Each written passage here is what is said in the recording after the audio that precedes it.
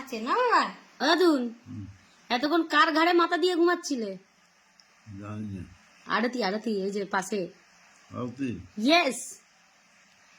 তাহলে তাই।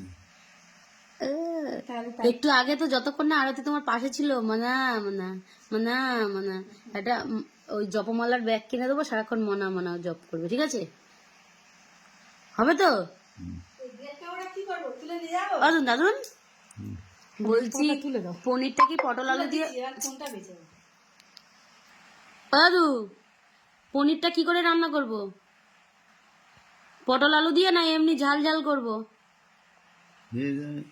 তোমার কোনটা ভাল লাগে সেটা বলো। না। মুখটা দেখেছো কি?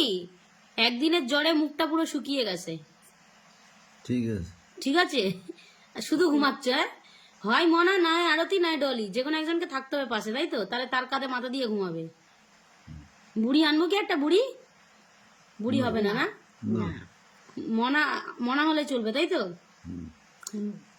তো একটা জিনিস রান্না করেছি আজকে, বুঝলে? শুনবে কি রান্না করেছি? ঝিঙা আলু পোস্ত রান্না করেছি, আর তোমার জন্য পেঁপে দিয়ে আর সেই উচ্ছে দিয়ে যেরকম শুক্তো মতো করে খেতে ওরকম রান্না করেছি। ঠিক আছে।